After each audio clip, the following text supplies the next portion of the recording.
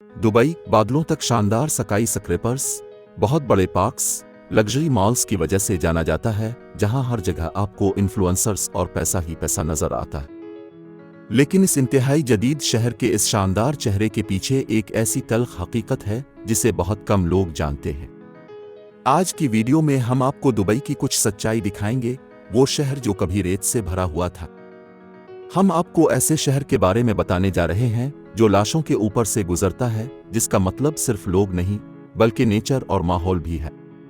Video में एक real princess के किडनैप की कहानी भी है और आपको दुनिया का सबसे ज्यादा काबिले एतराज मर्द भी दिखाएंगे, तो देखते रहें। Good to no.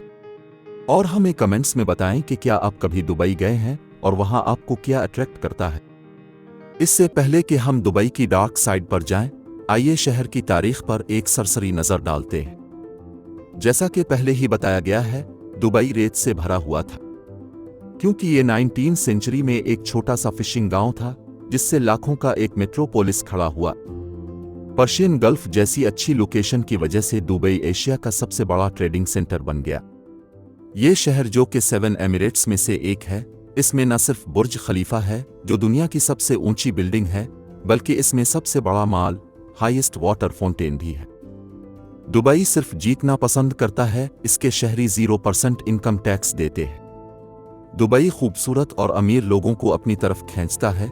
इस अरब शहर में करोड़पति 68,000 की तादाद के साथ सबसे ज्यादा इन्फ्लुएंसर्स जैसे साइमन डीसो, हैरिसन फैमिली मेट्रोपोलिस की तरफ आ रहे हैं, जिसका टेम्परेचर 40 डिग्री तक पहुंच जाता है। ये लोग टैक्स की बचत के अलावा और बेनिफिट भी इंजॉय करते हैं। फाइनेंशियल और मटेरियल सपोर्ट भी हासिल करते हैं, खास तौर पर जब वो दुबई के बारे में पॉजिटिव स्टोरीज पोस्ट करते हैं, क्योंकि लग्जरी सिटी का इमेज काफी बड़े पैमाने पर गिरने लगा है। आइए दुबई के पहले डार्क साइड से शुरू करते हैं। दुबई अपने कंस्ट्रक्शन प्रोजेक्ट से नेचर और माहौल को नाकाबिले यकीन नुकसान पहुंचा रहा है। दुबई के लार्ज स्केल प्रोजेक्ट्स के लिए ज्यादातर परमिट दुबई के रूलर मोहम्मद बिन राशिद अल मक्तूम के मनमानी के फैसले होते हैं, जो माहौल के मामले में इन चीजों को सीरियस नहीं लेते।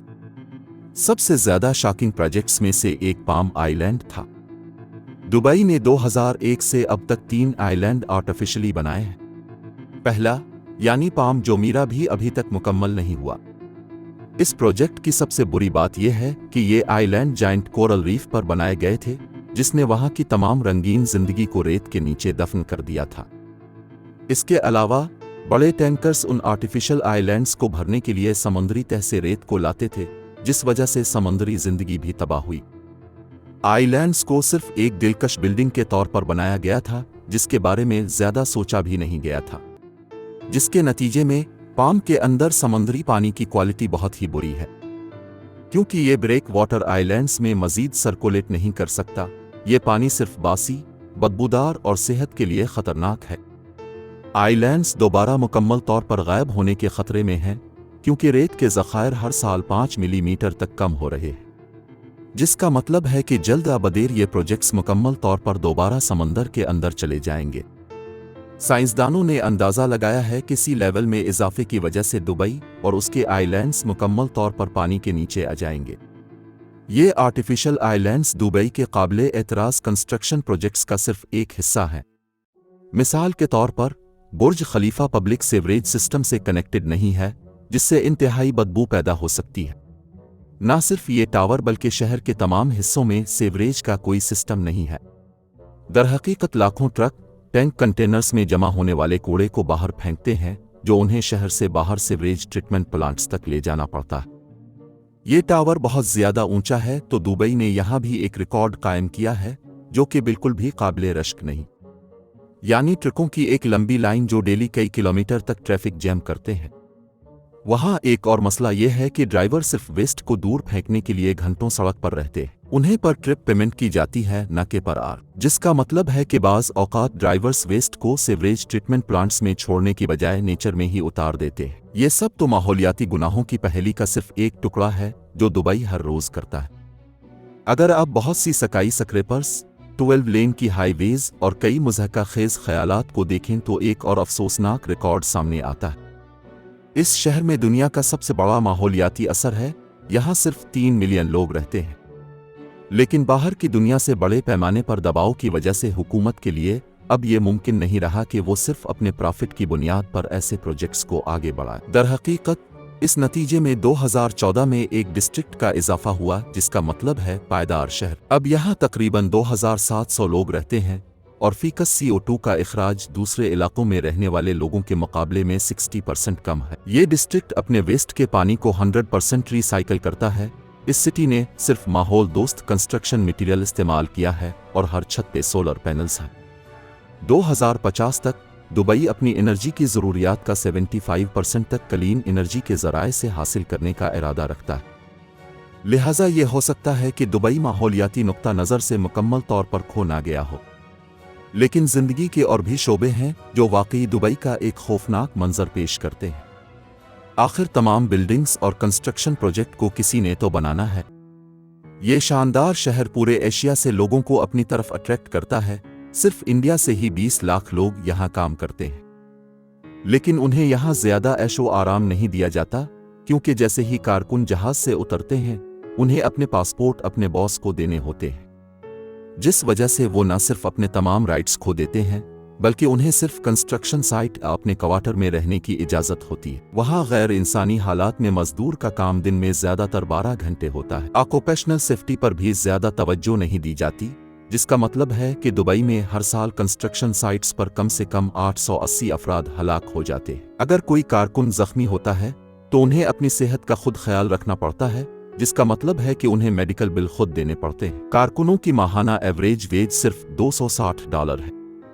इसलिए बहुत से मजदूरों को अपने बॉस से कर्ज लेना पड़ता है और फिर इससे भी कम पैसों में फ्री में इस कर्ज को चुकाने के लिए कई सालों तक काम करना पड़ता है। यहाँ तक कि मेहनतकश तबके की जिंदगी भी दीगर रिहायशियों के लग्जरी अपार्टमेंट से ज्यादा मुख्तलिफ नहीं होती। इमिग्रेंट मजदूर घरों में सहमे हुए रहते हैं और बहुत कम बगैर तनख्वाह के लोगों के डोनेशन पर गुजारा करते हैं, क्योंकि वो खाना भी नहीं खरीद सकते, वो वापस भी नहीं जा सकते क्योंकि उनके पास पासपोर्ट नहीं है और उनके पास वापसी की फ्लाइट के लिए पैसे भी नहीं हैं। लिहाजा दुबई मॉडर्न स्लेव लेबर के कंधों पर बनाया गया है। इंसानी हुकूक की तंजीमें जैसे ह्यूमन राइट्स एमनेस्टी इंटरनेशनल उन खराब हालात से आगाह हो चुके हैं और मुदाखलत कर चुके हैं, जिसका खौफनाक नतीजा दुबई ने यह निकाला कि उन्होंने उनके मेंबर्स को दुबई से निकाल दिया, जिसका मतलब यह है कि अब मुल्क में ह्यूमन राइट्स की एक भी तंजीम नहीं है। दुबई में सजाएं भी बाकी मुस्लिम ममालिक के मुकाबले बहुत ज्यादा हैं। कैद, टार्चर दुबई में बिल्कुल आम है। मीडिया और सोशल मीडिया मुकम्मल कंट्रोल्ड है। हुकूमत के खिलाफ स्टेटमेंट पर अब जेल भी जा सकते हैं और कोड़ों की सजा भी दी जा सकती है। एमिरेट्स में दीगर मुजरिमाना जराइम में होमोसेक्सुअल, पब्लिक में शराब पीना और गैर शादीशुदा जोड़े का एक साथ रहना शामिल है। इन सब के अलावा दुबई में बिल्कुल मुज़हका खेज और बज़ाहिर मनमानी अदालती फैसले भी होते हैं। शेख की बेटी लतीफ़ा की किस्मत 17 साल की उम्र में उसने पहली बार अपने वालिद के चुंगल और अपनी मजलूम जिंदगी से बचने की कोशिश की, क्योंकि महल की औरतों की जिंदगी सिर्फ कैद और जबर की जिंदगी है। लतीफ़ा को उसके वालिद के आदमियों ने पहली बार इस वक्त पकड़ लिया जब इसने फरार होने की कोशिश की और फिर उसे सोने के पिंजरे में वापस भेजकर कई घंटों तक मारा गया। इस 36 साला नौजवान ने फरार की बहुत सी मजीद कोशिशों का प्लान बनाया। 2018 में भी ऐसा ही हुआ था, एक वीडियो पैगाम का इस्तेमाल करते हुए जो पूरी दुनिया में वायरल हो गया और इसे 4 मिलियन बार क्लिक किया गया, जिसमें वो अपने वालिद के जुल्म के बारे में बताती है जो उस पे नौकरों से करवाया जाता है। वो उसे एक बुरी शख्सियत के तौर पर बयान करती है। उसने ये भी कहा कि वो आ तो फरार होने में कामयाब हो जाएगी या फिर उसके साथ कुछ बहुत बुरा हो जाएगा और ये मुमकिना तौर पर उसकी आखिरी वीडियो हो सकती है। इसकी जिंदगी की आखिरी निशानी 2019 में स्मगलशुदा मोबाइल फोन के जरिए मौसूल हुई थी, जिसमें इसने बताया था कि इसके लिए महल इस तरह तब्दील किया गया था ताकि इसका बाहर की दुनिया से कोई राब्ता ना हो सके और इसको मुकम्मल अंधेरे में रखा गया। ताहम 2021 में ये पिक्चर्स पब्लिश हुई थीं जिनमें लतीफ़ा को स्पेन में आज़ादी के साथ देखा जा सकता है, लेकिन बहुत से लोगों को उन पिक्चर्स के सच होने पर शक है, क्योंकि 2000 में दुबई से एक शहजादी गायब हो गई थी जिसकी दोबारा जिंदगी का कोई निशान नहीं मिला था। शम्सा की मिसाल, जो अमीर मोहम्मद की बेटी भी है, जाहिर करती है कि अपने बाप के चुंगल से बचना मुमकिन नहीं। 2000 में अरबी शहजादी को इंग्लैंड से दुबई अगवा कर लिया गया था। तो इसके बाद से किसी ने अमीर की बेटी को नहीं देखा और न ही उसकी जिंदगी का कोई निशान मिला। इसकी सौतेली मां हया, जो 2019 में अपने 2 बच्चों के साथ यूरोप फरार होने में कामयाब हुई, उसने टार्चर के बदतरीन तरीकों की इत्तला दी थी। दुबई और अमीर मोहम्मद की हुकूमत को जैसे ही आप करीब से देखेंगे, आपको ग्लैमर और एक लापरवाह जिंदगी से दूर नजर आएगी। लिहाजा दुबई उसकी एक अफसोसनाक मिसाल है कि जब कमजोर और अमीर के राइट्स में इतना फर्क हो तो ये भी हो सकता है। जब इंसानी हुकूक और माहौलियाती तहफ़्फ़ुज़ को नजरअंदाज किया जाता है तो क्या होता है। लेकिन इन चीज़ों के अलावा भी दुबई मॉडर्न इन्वेस्टमेंट के लिहाज से भी बहुत से काबिले एतराज़ पहलुओं की मिसाल देता है। मिसाल के तौर पर ज़्यादा ऐशो इशरत और मटीरियलिस्टिक चीज़ों की दौड़, अहम और अमीर लोगों की ग्लोरी और क्रिटिकल ओपिनियन की सेंसरशिप। लेकिन आप लोग बताएं कि आप दुबई के बारे में क्या सोचते हैं, आप इस शहर को कैसे देखते हैं। हमें अपनी राय कमेंट्स में लिखी और अगर आपको ये वीडियो पसंद आए तो लाइक करें। मजीद जानने के लिए सब्सक्राइब करें और अगली बार हम आपको इधर ही गुड टू नो में मिलेंगे।